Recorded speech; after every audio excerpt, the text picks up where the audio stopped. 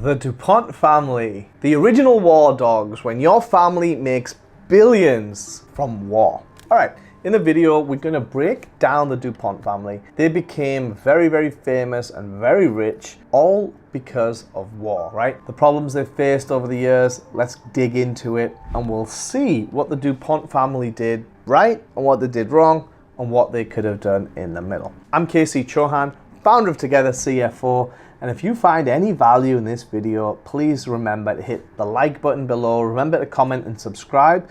If you have any families that you would like us to make a similar video on, leave it in the comments and we will make a video digging into their history, looking at their structures, seeing how they organize their affairs, and more importantly, how you can use similar structures to save on your taxes. Back in the early days, mid-1700s, Pierre Samuel Dupont started the family back in Paris, right? So the French. And for all you smokers out there, you may be familiar with these little things, a DuPont lighter, right?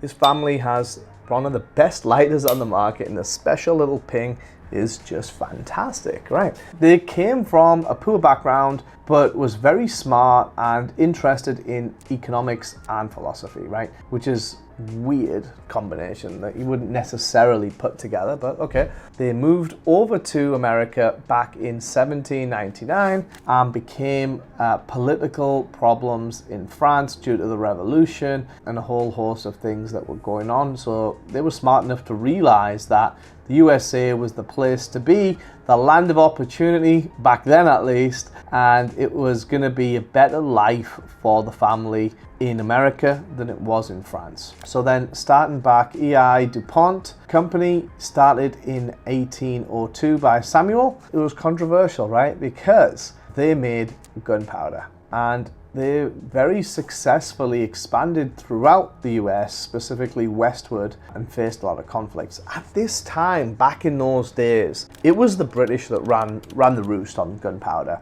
So for these guys to come over from Paris to America, get into the gunpowder trade and crush it, right? They weren't just good, they were exceptional at that. The British, they faced a lot of conflicts from. Nobody likes their monopolies getting disturbed, right? We've seen this time and time again where powerful people will wipe out competitors. You see it all the time. Bill Gates is a prime example of that, right? You'll either buy them up or wipe them out, either or, whichever is easier. So there's always conflicts along the way when you're becoming successful, right? So I think that's a life lesson that we can still use to this day, is that as you grow, you will disrupt someone who used to be successful and you're the new kid on the block and you're coming through and rising up. That is going to lead to some conflicts, which is fine. That's just part of growth. And if you're in some conflicts, it means you're probably growing in the right direction, right? It's how you deal with them that really matters. So the growth over the 1800s and the 1900s for the DuPont family, they expanded their business into other areas. You know, we've seen this time and time again with multiple elite old school families, old money families that are in one industry. They'll go into adjacent industries. The Koch family is a prime one to look into for that, with the Coctopus, as they call it. But the DuPonts, they expanded into chemicals, material science, and weapons. They're already in gunpowder. Weapons is kind of adjacent to that, right? So that makes a lot of sense. They also then got into the textile industry, where they were involved in a lot of American slave economy, leading to a lot of ethical issues, right? So the history of America is such a young country. Slavery is obviously a very big part of the history here in America, and they were a big part of that. So there's a lot to be said about that. But again, like any other elite family, old money family, very political.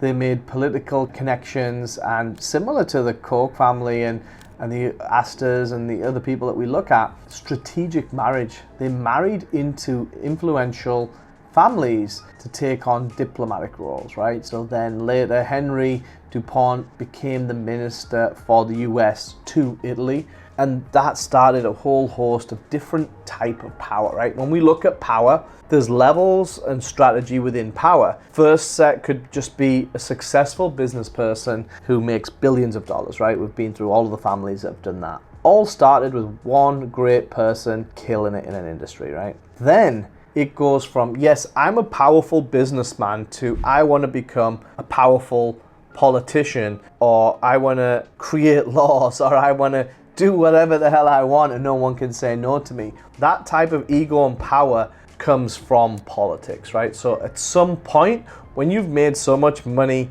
in business, it's only a matter of time before you'll see a lot of these guys and gals convert over into politics. Now, that can be directly or indirectly. They might not want to run for president or senate or whatever, but the lobbyists, the think tanks, the groups that they heavily fund are the ones that will then put pressure on the various puppets that are in the government at that given time, right? They're the puppet masters pulling all the strings, and the guys in the White House are the puppets, and they're doing what they're told because they are controlled by money. And I'm sure a lot of other things, like Mr. Epstein, might also control them, but mainly by money and power, because they want to stay in power as long as possible. The guys with the money can fund that because they have the cash. They can pay for the campaigns and the marketing and everything that it takes to stay in power. So there's always going to be this dynamic of wealthy elites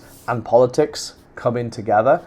Then on top of that, when you factor in strategic marriages between the wealthy elites within their own families and within the political families, you can just look at Nancy Pelosi and Gavin Newsom, and a lot of these guys, they're all related, right? They're all cousins, or they're in the same family lineage, but they don't really talk about it. So you got to look into that and do your own research on that.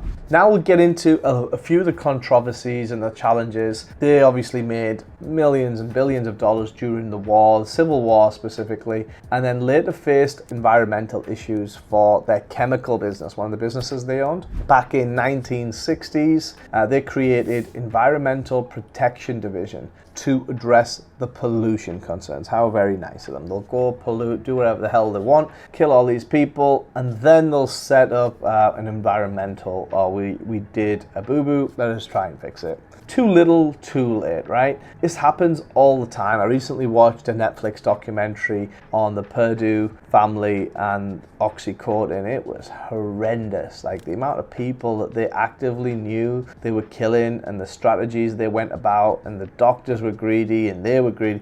And then when all was said and done, they'd made billions of dollars of profit, and they only had a small fine in comparison to what they made. So the system is set up to encourage these elite families to do whatever the hell they want. Get a small slap on the wrists, because the people slapping them on the wrists are their fellow politicians or family members. And it's all corrupt from within, from inception. But you've got to take a few steps back and do your own research to figure that out. So I'll leave that one with you. Let's fast forward into the modern day issues, right? So back in the early 2000s, there was even more problems that the DuPont family was facing due to health effects of Teflon. Probably had this on a non-stick pan used in cookware, and it showed that it led to cancer and health problems, and they had a massive settlement that they had to pay in 2005. Again, another example of just go and do whatever the hell you want to do, and then we'll figure out a small fine for you guys later on. And we don't care how many people are killed or harmed along the way, because you're a big company and you have some power and influence over certain people in certain organizations that'll let you get away with it, right? Despite the problems, the DuPont family remains a big name in the American lineage due to the chemical involvement, the strategic business, and then they did have some environmental and philanthropy, right? So they did create a foundation. So that foundation has about $4 or $5 billion in there right now, and they do charitable work to try and offset some of this horrendous stuff that this family has done over the years. And you know, the thing that it kind of takes me to is a movie called War Dogs. People make a lot of money from war.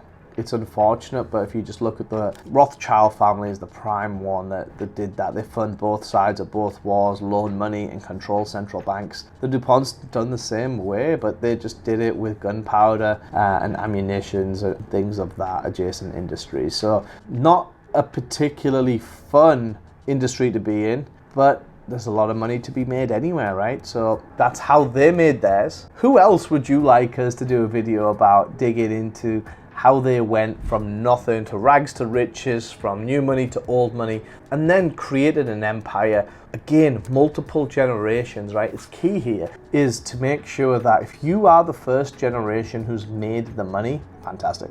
But if you do not train and educate the next generation on how to manage, handle, and grow that, it's going to be gone by the time you see your grandkids or great grandkids. That's the one biggest takeaway from here, is spend as much time transferring that knowledge, because if you're the first generational wealth in your family, you've done something really special and really good. Don't let that be squandered by not spending the time in the right ways with that future generations. I'm Casey Chauhan, founder of togethercfo, and if you would like to save money on your taxes and learn how these elite families all use foundations and special structures to save money on taxes completely legally, then hit the link below, set up a call with my team, and we will show you exactly how much you've been overpaying on your taxes, and more importantly, how to stop that. Peace.